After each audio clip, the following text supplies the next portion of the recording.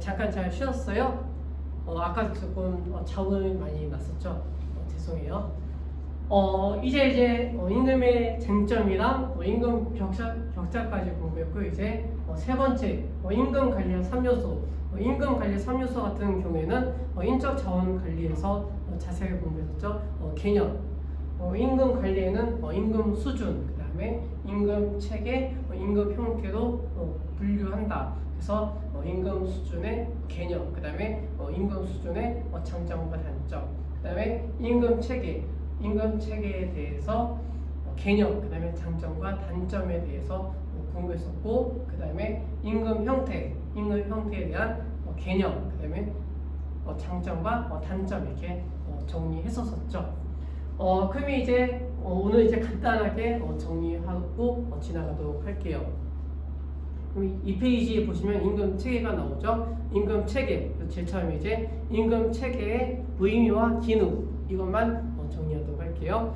임금 체계는 기업이 종업원에게 지급하는 임금액의 구성 내용 또는 임금액의 결정 기준이 된다. 그러니까 중요한 것은 임금액의 결정 기준이 된다. 이것이 중요한 내용이 되겠죠. 거기에다가 체크해 두세요. 그 다음에 두 번째, 종업원의 개별 임금 수준의 격차를 형성하는 기준이다. 그 다음에 세 번째, 임금 결정 기준으로서 사회적 형평성과 그다음에 객관성을 고려해야 된다. 그러니까 형평성, 객관성을 고려한다. 거기에다가 체크해 주시면 되겠죠. 그럼 이제 임금 체계 유형, 임금 체계 유형에는 세 가지가 있죠. 첫 번째는 연공급, 그다음에 두 번째는 직무급, 그다음에 세 번째 직능급. 이게 세 가지 구분하게 되겠죠. 그래서 간단하게 개념 정리하게 되면 첫 번째 연공급, 연공급이라고 하는 것은 개개인의 학력 내지는 자격 그리고 연령 등을 반영해서 근속 연수에 따라 임금 수준을 결정한다. 근속 연수에다가 체크해 두세요. 근속 연수에 따라 임금을 결정한다. 두 번째 직무급이 나오죠. 직무급은 담당 직무의 상대적 가치와 직무의 시장 가치에 따라 일정 급여액을 결정하게 된다. 그래서 동일한 직무 수행하는 경우 동일한 임금을 지급하게 된다. 이렇게 정리하시면 되겠죠. 그다음에 세 번째 직능급이 나오죠. 직능급은 근로자의 직무 수행 능력을 고려한다. 직무 수행 능력에 체크해 두시고 아까 직무급에는 동일한 직무, 그 다음에 동일한 임금 거기에다가 체크해 두시면 되겠죠.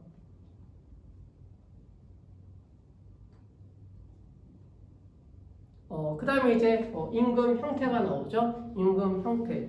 그래서 임금 형태는요, 임금의 산정 방법과 그 다음에 지급 형태에 따라 구분하게 되겠죠. 그래서 임금 형태들 선택할 때 고려해야 될 점 5가지가 있죠.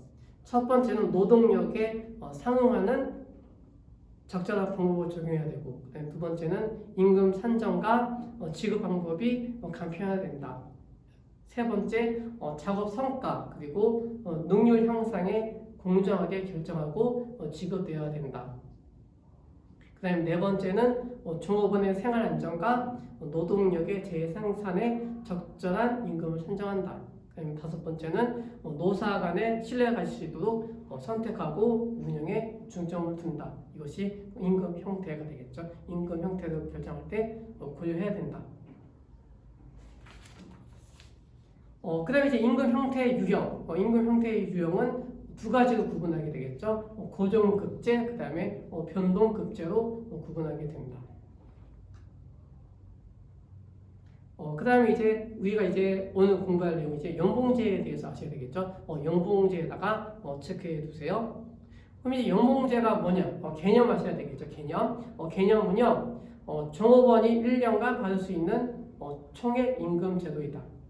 그러니까 1년간 받을 수 있는 총액 임금 제도가 1년에 얼마를 받는다라는 것이 되겠죠. 1년 동안 얼마의 금액을 받을 것이다. 이것이 연봉제이다. 그러면 두 번째 특징은요, 업적 중심의 임금 제도를 두고 있다. 그 다음에 두 번째는 임금의 통합성을 가지고 있다. 그럼 이제 연봉제를 도입하는 이유가 있겠죠. 연봉제를 도입하는 이유 내지는 목적. 연봉제의 목적은요. 첫 번째, 업적이나 성과가 높은 사람에게 능력에 따라 대우하겠다. 이것이 연봉제가 되겠죠. 그다음에 두 번째는 고급 인력을 확보한다. 그다음에 세 번째 목적은요. 사기 진작을 통한 업적을 제고하기 위해서. 그다음에 네 번째는 인건비를 절감하기 위해서 연봉제를 도입하게 되겠죠. 그다음에 다섯 번째 정리해고 이런 것에 의해서 연봉제를 도입하고 있다. 그러면 연봉제 임금 구조를 보세요. 연봉 임금 구조를 보시면 첫 번째 기본급이 있죠. 기본급. 그다음에 업적급. 업적급은 이제 성과급이 되겠죠. 성과급. 그다음에 연봉의 급여 이렇게 구성되어 있다. 그다음에 이제 다섯 번째는 연봉제의 유형이 나오죠. 연봉제의 유형은 네 가지로 구분하고 있는데 첫 번째 프로 선수형이 있고요. 그다음에 두 번째 업적 급형. 그다음에 세 번째 업적 보너스형. 그다음에 네 번째 혼합형 이렇게 구분하고 있어요. 그래서 연봉제 유형에 대해서 정리하도록 할게요.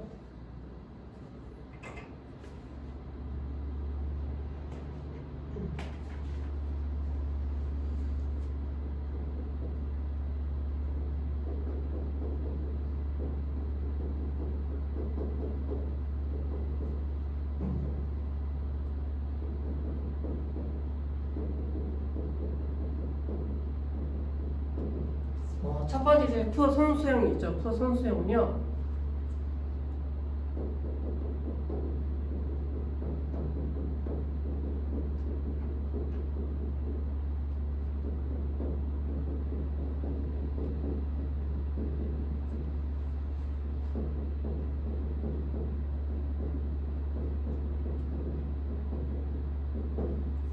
프로 선수형 같은 경우에는 전체 임금을 대상으로 하지만 전년 대비 누적되지 않는다는 특징을 가지고 있는 거죠.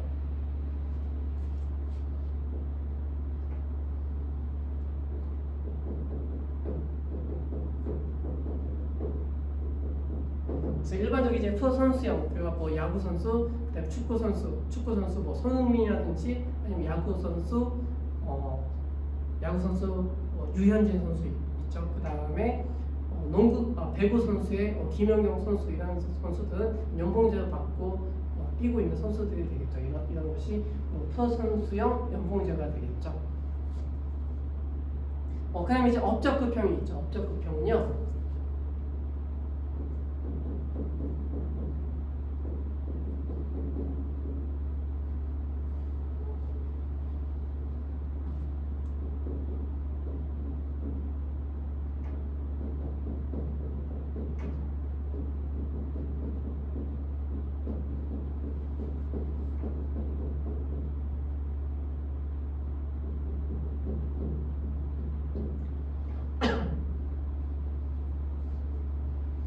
금년도 연봉이 전년도 연봉 기준에서 설정된다. 그래서 종업원의 업무 성과를 평가하게 되겠죠.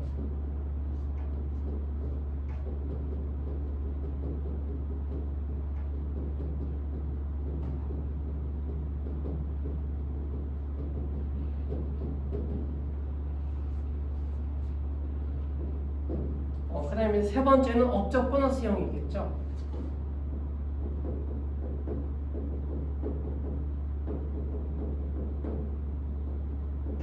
업적 보너스형 같은 경우에는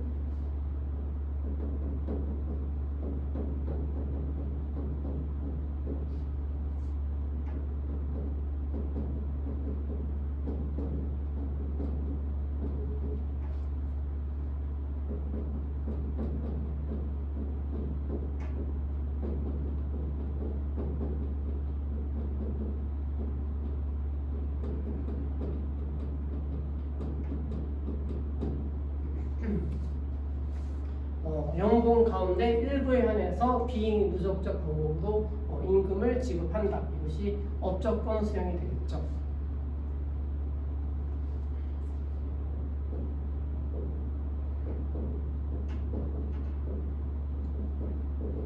그 다음에 이제 네 번째 혼합형.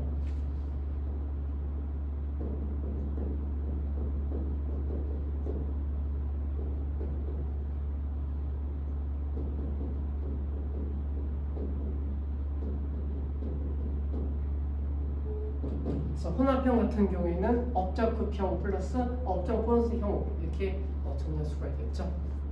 그래서 연봉제 유형에 대해서 이 네 가지 형태가 있다 이렇게 정해주시면 되겠죠. 그 다음에 이제 여섯 번째 연봉제 평가 등급별 임금 지급이 나오죠. 그래서 첫 번째 인사 평가별 임금 보상 기준을 설정하고 있다. 그다음에 두 번째는 인상 기준이 있죠. 인상 기준은 과거 임금 인상률과 호봉 등급율로 합계해서 계산한다. 그다음에 세 번째는 결정된 임금 인상 기준을 업무 성과에 의한 인상 등급에 따라 적용해서 최종 연봉 상출하여 결정하게 된다. 그다음에 이제 일곱 번째 연봉제 효과가 있죠. 연봉제 효과는 체크해 두시고 정리해 두세요. 연봉제 효과 첫 번째 동기부여 수단이 되겠죠. 동기부여 수단. 두 번째는 목표 관리와 조직 문화를 정착할 수 있다. 세 번째는 능력 있는 인재 충원이 용이하다. 네 번째는 성과 지향주의 강조를 금지하고 있다. 이렇게 정리하시면 되겠죠. 이것이 연봉제 효과이다.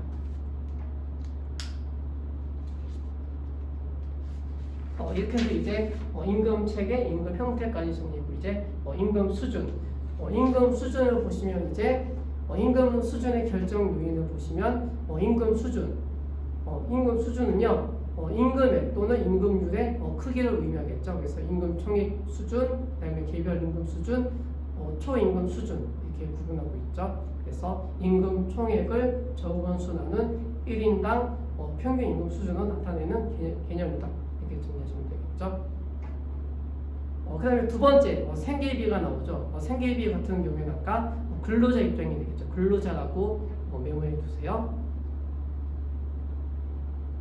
그 다음에 이제 세 번째 기업의 지급 능력이 나오죠. 기업의 지급 능력은 사용자 입장이 되겠죠. 사용자라고 메모해 두세요. 그래서 기업의 지급 능력은 세 가지 분석하게 되겠죠. 생산성 분석, 그 다음에 수익성 분석 이렇게 구분하게 되겠죠. 그래서 생산성 분석에는 부가가치 분석, 매출의 기준 분석을 하고 있다. 그 다음에 이제 네 번째 최저임금 제도가 나오죠. 최저임금 제도. 그래서 최저임금 제도의 개념을 보시고 그 다음에 최저임금제 목적, 그 다음에 최저임금제 효과 이렇게 세 가지를 정리하시면 되겠죠. 1번, 3번, 그 다음에 5번 이렇게 정리해 두세요. 첫 번째 최저임금제. 최저임금제는요 국가가 저임금 근로자를 보호하기 위해 임금의 최저한도를 정하고 법률적인 강제력을 동원해서 사용자에게 이를 지키도록 하는 제도이다. 이것이 최저임금 제도가 되겠죠. 그래서 이것을 세 가지로 정리하게 되면요 거기 체크해 두세요. 첫 번째 저임금 근로자를 보호하는 것이 되겠죠. 저임금 근로자를 보호한다. 여기다가 체크해 두세요. 거기 1번 저임금 근로자를 보호한다. 1번. 두 번째 임금의 최저한도를 정하게 되겠죠. 임금의 최저한도 거기 두 번째 2번이라고 적어두시고 그다음에 세 번째는 강제력을 동원하게 되는 거죠. 강제력을 동원한다. 이게 동감이 3번 이렇게 정리해 주시면 되겠죠. 세 가지 정리하게 되면 최저임금 제도는 저임금 근로자를 보호한다. 두 번째는 임금의 최저한도를 정한다. 세 번째는 법률적인 강제력을 동원한다. 이렇게 정리하시면 되겠죠.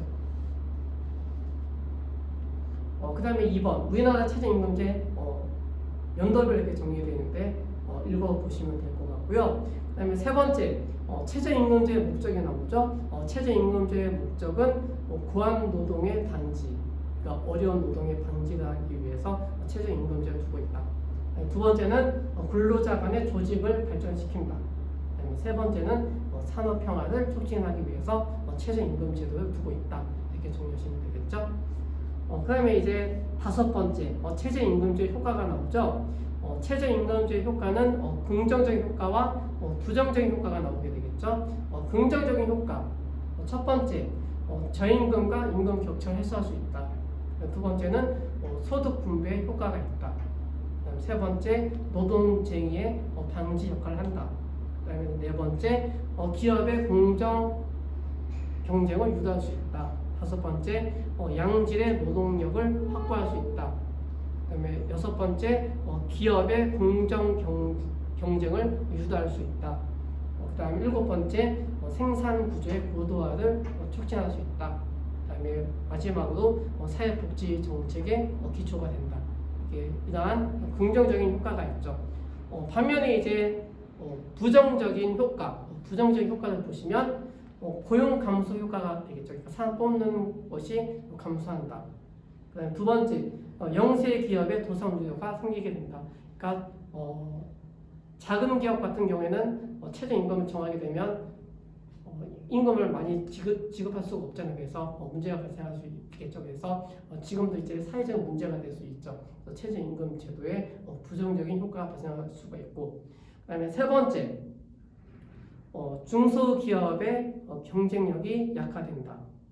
그 다음에 네 번째, 인플레이션은 우려가 있다. 그러니까 물가 상승 우려가 있겠죠. 그다음에 다섯 번째, 직장 내 훈련이 감소한다. 그 다음에 여섯 번째, 청소년 내지는 분야자 그리고 노년층의 일자리가 감소할 수 있다라는 부정적인 효과가 발생하게 되겠죠. 이렇게 해서 네 번째 최저임금 제도까지 공부했고요. 그 다음에 이제 마지막으로 생산성 임금제. 생산성 임금제의 개념을 보면요. 임금 결정에 있어서 노동 생산성이나 부가가치 생산성을 기준으로 하거나 농업의 비율 그리고 노동 분배율을 일정하게 유지하여 주는 성과 배분 제도이다. 성과 배분 제도의 하나가 되겠죠. 그래서 생산성 임금제 같은 경우에는 두 가지. 첫 번째는 기업의 이윤을 추구하게 되는 것이고, 그다음에 두 번째는 종업원의 만족을 증진시킬 수가 있다. 이렇게 정리하시면 되겠죠. 그래서 생산성 임금제는 두 가지를 정리해 두시면 돼요.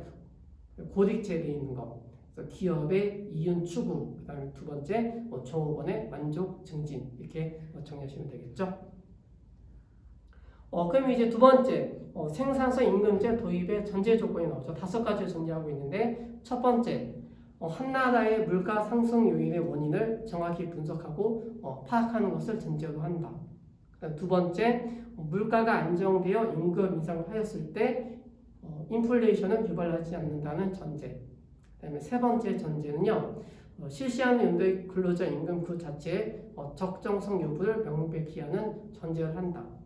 네 번째, 생산성 기준 시점과 기준 수치 근거를 산업별 내지는 개별 기업별로 명백히 하는 전제를 한다.